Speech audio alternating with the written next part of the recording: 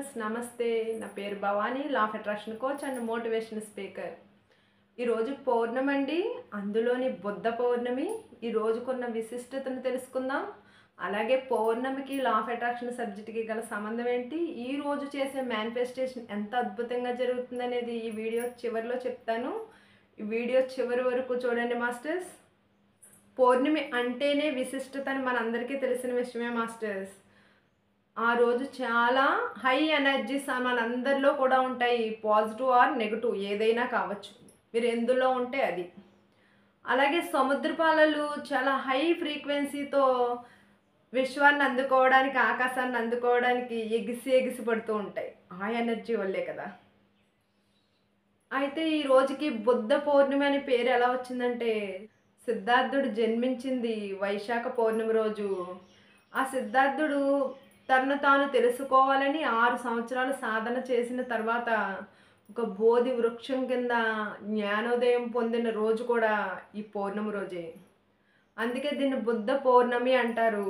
సిద్ధార్థుడు గౌతమ బుద్ధుడిగా మారిన రోజు. అంటే తను ఏదైతే తపన పడ్డాడో దాన్ని పొందిన రోజు. అంతే కదా మాస్టర్స్. అలాగే మీ యొక్క లక్ష్యాలు ఏవైతే ఉన్నాయో ఆ లక్ష్యాలను పొందడానికి సరైన సమయం ఈ బుద్ధ పౌర్ణమి. అందరూ దీన్ని ఉపయోగించుకోండి. ఎలా ఉపయోగించుకోవాలో చెప్తాను. ఈ రోజుకి ఇంకా చాలా విశేషాలు ఉన్నాయి మాస్టర్స్. అన్నమాచార్యుల జయంతి కూడా. అన్నమాచార్యులు అంటే మనకు తెలిసిందే, ఆయన కీర్తనలు అద్భుతం. సాక్షాత్తు కలియుగ ప్రత్యక్ష దైవాన్నే ప్రత్యక్షమయ్యేలా చేశాయి. అలాంటి గొప్ప వ్యక్తి జన్మించిన రోజు ఈ రోజు సంపత్ గౌరీ వ్రతం అని ఒక వ్రతాన్ని చేస్తారండి. సంపత్ గౌరీ వ్రతము ఆ పేరులోనే ఉంది. సంపదలనన్నిటినీ ఇచ్చే గౌరీ అతను పూజిస్తారు. పసుపు గౌరీని చేసి ముత్తైదువులకి వాయనంగా ఇస్తారండి. ఇంకా చెప్పుకోవాలంటే కూర్మ జయంతి. విష్ణువు తన అవతారాల్లో ఒకటైన కూర్మావతారాన్ని ఈరోజే అవతరించారని కూర్మ పురాణం తెలియజేస్తుందండి. ఈరోజు కూర్మ జయంతి కూడా. కూర్మము అంటే తాబేలు. తాబేలు గురించి ఇక్కడ చిన్న ప్రస్తావన తీసుకొస్తాను మాస్టర్స్. మన శాస్త్రాలు అన్నీ కూడా అతి గొప్ప రహస్యాల్ని చాలా సూక్ష్మంలో మోక్షంలా ఇమిడీకృతం చేసేసి పెట్టారు. అందరికీ దాన్ని అర్థం చేసుకోవడం కొంచెం కష్టతరమైన విషయమైనా అర్థం చేసుకుంటే చాలా ఈజీ మాస్టర్స్. అది ఎలాగో తెలుసుకుందాం. కూర్మము అంటే తాబేలు. తాబేలు యొక్క గొప్పతనం ఏంటంటే, అసలు మనిషి యొక్క శ్వాసను బట్టి జీవితకాలం ఉంటుందండి. మనిషి 15 నుంచి 16 శ్వాసలు పీలుస్తాడు. 100 నుంచి 120 సంవత్సరాలు బతుకుతాడు.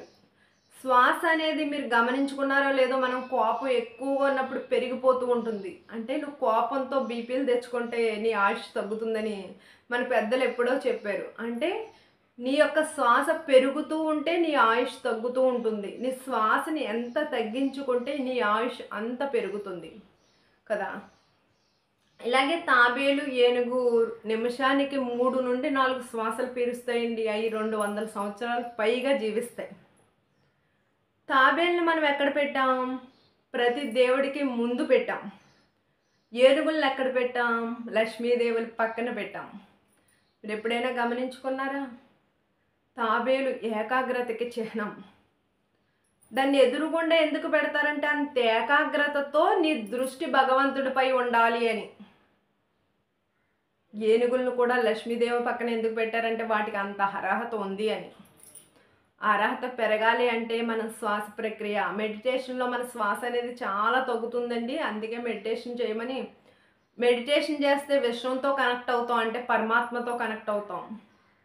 ఆ శ్వాస వేగాన్ని ఎప్పుడైతే తగ్గించుకుంటూ వెళ్తామో మన సాధన, మన ఏకాగ్రత పెరుగుతూ వెళుతుంది. మనం అనుకున్న లక్ష్యాలను సాధిస్తాం. మన జీవితకాలం అనేది కూడా శ్వాస తగ్గడంతో పెరుగుతుందండి. అయితే ఒక తాబేల్ని దేవుళ్ళ ముందు పెడతారు కదా, ఏకాగ్రతకి చిహ్నం. తాబేల్లో ఇంకొక లక్షణం ఉందండి. ఒక్కొక్క జీవికి ఒక ప్రత్యేక లక్షణాన్ని ఇచ్చాడు భగవంతుడు. తాబేలు తన గుడ్లను పెట్టి చాలా దూరం వెళ్ళిపోతుంది. దాన్ని పొదగదు, ఏమీ చేయదు. కానీ ఎంత దూరంలో ఉన్న తాబేలైనా తన సంకల్ప బలము చేత మాత్రమే తన గుడ్లు పిల్లలు అయ్యేటట్లు చేయగలదు. సంకల్ప బలం. అలాంటి కూర్మావతారం భూమిని రక్షించడానికి విష్ణుమూర్తి ఎత్తాడు. కూర్మము అంటే ఇప్పుడు మనం ఏం చేయాలంటే మన సంకల్ప బలంతో మనం ఏదైతే లక్ష్యాలను పెట్టుకున్నామో వాటిని ఇక్కడ నుండి నెరవేర్చుకోవచ్చు.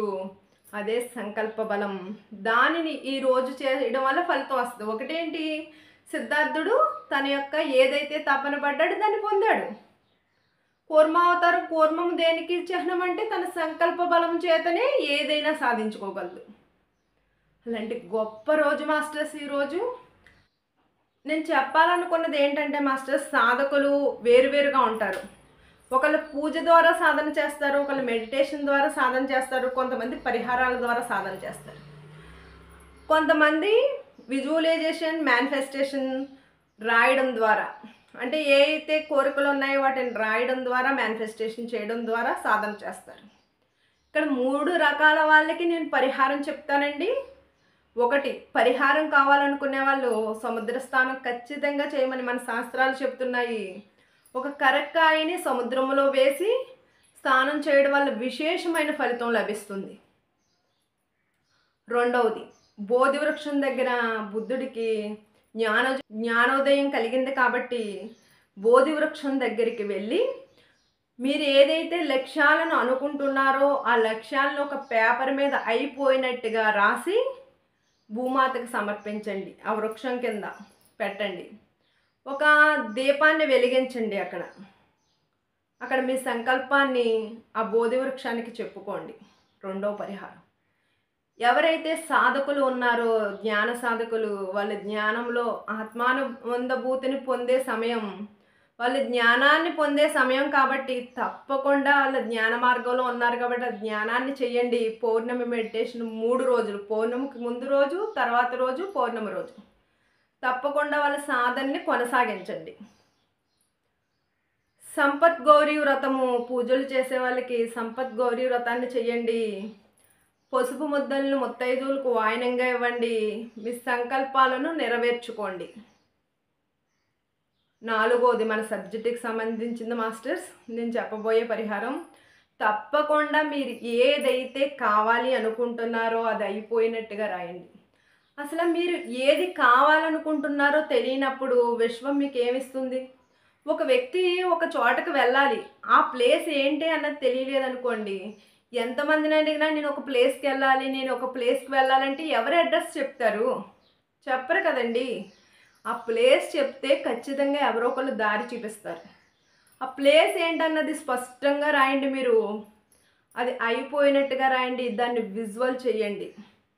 ఎవరైతే పౌర్ణమి రోజు తన సంకల్పాలన్నీ అయిపోయినట్టు రాసుకుంటూ హై ఫ్రీక్వెన్సీతో ఆనందంతో ఉంటారో వాళ్ళకి త్వరగా మేనిఫెస్టేషన్ జరుగుతుంది.